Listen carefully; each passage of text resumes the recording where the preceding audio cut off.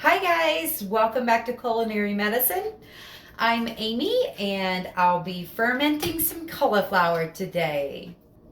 Okay guys, so this is one of my favorite recipes. This is curried cauliflower and I'm going to make it the way that I usually make it, the very simple recipe, and then I have a couple of variations that I'd like to try out today with you together to give you an idea of how you can take a really simple, basic recipe that you find in the Easy Fermenter recipe guidebook and then just add on to it or change it and personalize it. So the first thing that I have is I went ahead and pre-chopped one head of cauliflower. This was a pretty large head of cauliflower. I break it up with my hands. I usually like a little bit smaller pieces, bite-sized pieces. So you might see me breaking this up a little bit more. Also, I was hoping that I could try out making a batch with frozen cauliflower to see how that goes. So we might give that a try. This is organic, natural grocers cauliflower. So the basic recipe calls for a brine that is 3 tablespoons to 1 quart, and that would be 6 tablespoons to a half gallon. That's 2 quarts. So I went ahead and pre-mixed this and let it go into solution. And of course it is pretty concentrate. So every time you see me pour, I'll give it a little shake. And we're going to start with the basic recipe, which calls for some crushed garlic. So I have a little bit of garlic left here from, this is all I have left. I go through a lot of garlic. So I'm going to use my garlic crushing stone, which I've designated since the first video. And I'm going to crush all the garlic and peel off the outer layer, which I think in the culinary arts they call paper. Again, I'm not a chef. I am a nutritional health coach and a PhD student in integrative and functional nutrition. And I just love to make delicious food in the kitchen. And I've been fermenting for about a year now, and I'm still learning a lot. I basically have been doing very simple ferments, getting a little more creative over the last couple months, and sharing that creativity with you, but also sharing these simple recipes that are so easy to do.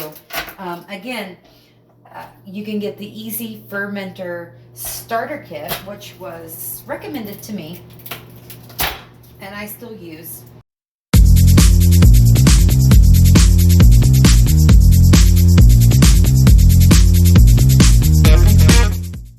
In a future video, I'll make a homemade curry powder, which is the bomb. And I used Brendan Brazier. He has the Thrive cookbook, Thrive diet. He's a vegan athlete. And when I was plant-based ultra running, so I was a plant-based ultra runner, I used his cookbook, and his curry powder recipe is amazing. So, but I have some Natural Grocers organic curry powder left over, so I will use this for at least for as much as I can get. I'm not sure how many tablespoons. It looks like it might only be enough 2 to 3 for one container, but never fear, I have some other ideas. So, okay, again, for this recipe, you have 4 cloves of garlic. 1, 2, 3, 4, right? And then 2 to 3 tablespoons of curry powder. So I just put it in the bottom here. This curry powder has turmeric, coriander, cumin, salt, ginger, fenugreek, cayenne, cinnamon, cloves, and nutmeg. It's pretty good. Not as good as the homemade one though. So we got 1, and yeah, so we're just gonna pour this, what's left in this package, into the bottom of this container, right? So this is This might be my favorite ferment, to be honest. And I've had other people try it and they love it. So I highly recommend this one. That's it. 4 cloves of garlic, more if you like.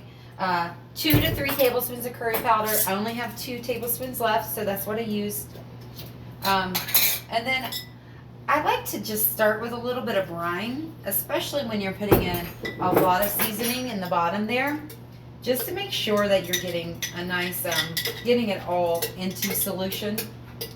That's the chemist in me. Solution. I don't know what I don't know what a chef calls it. I'm a chemist, biochemist. Anyway, so now that I have a little bit of brine and my garlic and the curry powder, I will begin to just use this cauliflower that I broke up already, and I'll probably break it into, you know, bite-sized pieces. I'm gonna add some red chili flakes because I like spicy. It's pretty hot, so I got like, maybe you see that? Ooh. Hope Smith doesn't get it. Like a heaping tablespoon. I'm just gonna drop that in there, right? That's gonna really provide a lot of heat, which I love. Another thing that I think I'll do, which the recipe doesn't call, but I did in the last batch, and it's just delicious, is I have some fresh turmeric root. Look how beautiful that is. It's so bright and orange and delicious. So I'm just gonna drop that in there too, because I love fermented turmeric root. And again, this is just extras. This is fresh ginger root that I sliced up. I'm gonna drop some of that in there too. And then I'm just gonna continue putting in the cauliflower. I mentioned before leaving headspace so that these guys don't make a huge mess. So I'm going to leave up to, that's a good point right there at that neck, right? Is a good stopping point so that you can get a weight in there. I'm going to shake up the water, or the salt water. Not saline. I think I call it saline, but again, it's salt water, same thing. Okay. And I'm just going to pour that over like you've seen me do in other recipes. So easy. So again, this brine is the same one that I used for the pickles. So when you brine, which the ferments that I've been making are all brine so far, that means that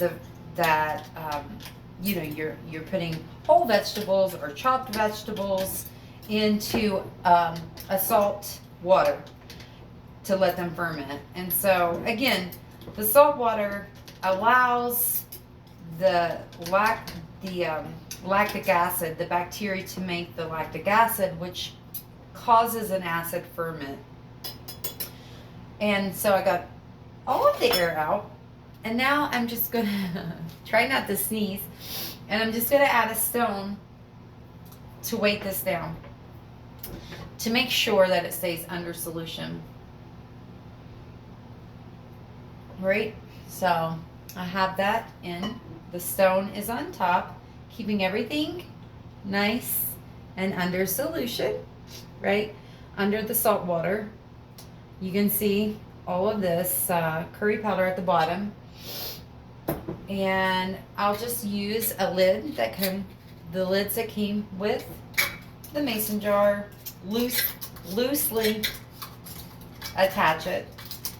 And again, you want to store your ferments out of the sun in the corner of your kitchen counter in a dark, cool place. Is a good place to keep it. I'll eventually move these into my cabinet underneath is where I usually keep them. I have a ton more cauliflower. So, and I have no more curry powder right now. However, I did pick up, when I was at the store, it's a Thai-inspired red curry powder, and I was like, ooh, that would probably be amazing to do the cauliflower ferment in this red curry powder. So again, I will follow the recipe that for the other curried cauliflower, and I'll add some garlic. So about 4 cloves, or just pick some of this garlic up. Throw it in the bottom. I want to do at least one more. Probably go ahead and throw in some ginger. Why not? I have it here. Might as well just use the rest of it. Throw in some ginger. And I'm going to use 2 tablespoons of the Thai-inspired red curry powder. So 1, 2 to 3. I'll probably, since this is what the spice that I have, and I have a ton of cauliflower, probably do 2 or 3 more, and just this Thai curry powder. And probably going to be pretty good. Again, so I put that in the bottom. I'll add a little brine, give it a little shake, a little stir, to make sure that we have all of the spice wet with the salt water. Again, I think I'm going to add a little bit of red pepper flakes, at least to this one. Give it some spice. And I'll start stuffing in the cauliflower.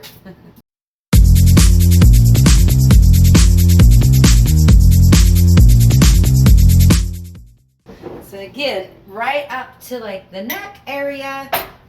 Let me give my brine a shake. Again, I used Himalayan pink salt. I think sea salt is really, the sea salts are a very good option to use in your ferments because of the mineral content.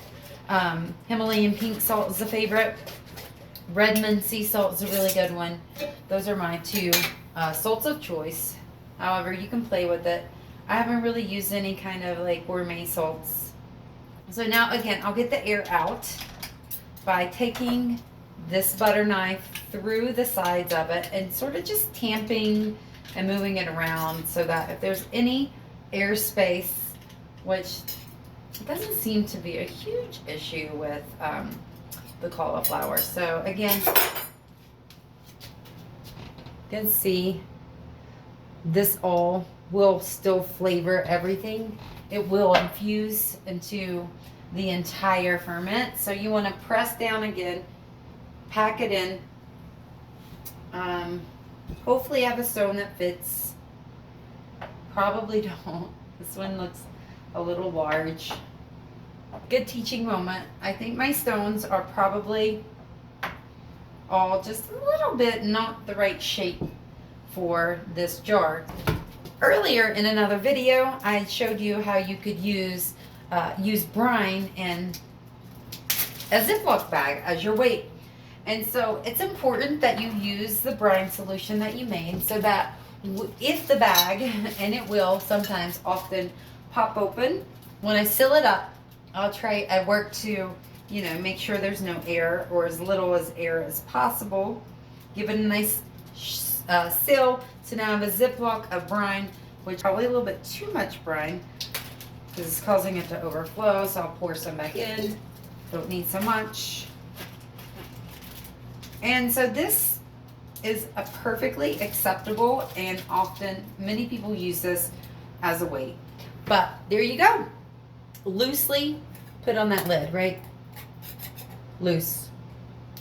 So that it has room to release the CO2. Okay, so let's do that one more time. Maybe 2 more times. I have a lot of cauliflower left. This one, I'm just going to put the garlic that I have left. 2 tablespoons of this red curry powder. I'm pretty sure I'm going to have enough cauliflower for 2 more of these. So, and again, cauliflower goes bad really quickly, and it's so healthy for you. So that's a great thing about fermenting, is that it preserves your food. It preserves the nutrient content. And not only that, it makes it more bioavailable. Fermented foods are more easily digested with the in a fermented form than if you were to eat just raw cauliflower. It's going to be easier for you to digest when it's fermented, and it tastes so much better. So this is actually called pickling. Fermenting is called pickling. But many people think of pickles, they think about the vinegar solution pickles that you find on the grocery store shelves. that is one type of pickle, but this is the traditional way to pickle. And a little interesting fact, they started pickling 4,000 years ago in India. So I'm just going to pour this over again. Grab a Ziploc bag to weight it. So I'll just I have a bag. I will make a little weight with the brine. Pour that in. Push it over. Perfect. There you go. So again, you can see this little bag with just a tiny bit of brine is all that you need to keep the vegetables into the brine, right? So air is bad. This is an anaerobic process and you don't want air. So that's why you want to make sure if it's under the brine, it's fine. Loosely put on that lid. We have room for one more, and I don't have any more garlic.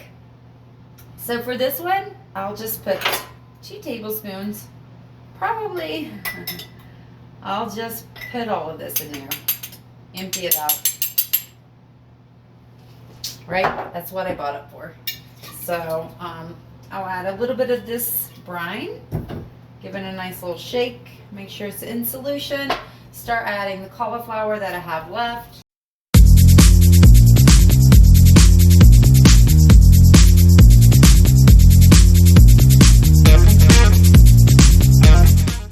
And there you go. Right? This one's going to be intense. A lot of the seasoning and not a lot of cauliflower. So I think I'm probably going to take the stones out. Make a little bit more brine, because it's always good to have a little extra brine anyway to pour on top of your ferments as it evaporates. And I'll use some of the frozen cauliflower to fill up the headspace, because I put the rest of that seasoning, which was about 2.5, 3 tablespoons total. So I'll just use this frozen cauliflower to finish filling it up, make a little bit of brine, and then pour that on top.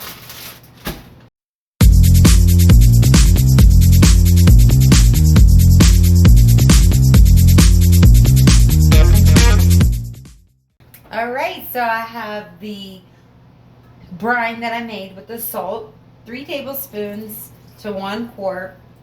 Pour that over. So now I was able to use a little bit of the frozen cauliflower, and if anything, it might be a little bit softer than the rest of the ferment. Pop it in. Come on, there you go. Perfect. All right, so there's a little bit of cauliflower popping up. Again. Oh, that's going to be really good. Loosely attached fat. That's our last one. Now we have 1 regular curried cauliflower, which is here, which we used curry powder, garlic, and cauliflower in the brine. And in this particular one, I added some red pepper flakes, fresh ginger, fresh turmeric, which isn't necessary or required. And then we have 3 of the Thai-inspired curry. That's how you do it. Those are super simple to ferment cauliflower. This is one of my favorite recipes. Please give it a try. Let me know what you think. If you haven't already liked and subscribed to this page, please do so. And share it with some friends if you like what you're watching. For more content, keep up with us. I have a lot planned for the channel, and I'm looking forward to seeing you. All right, guys. Thank you. Bye-bye.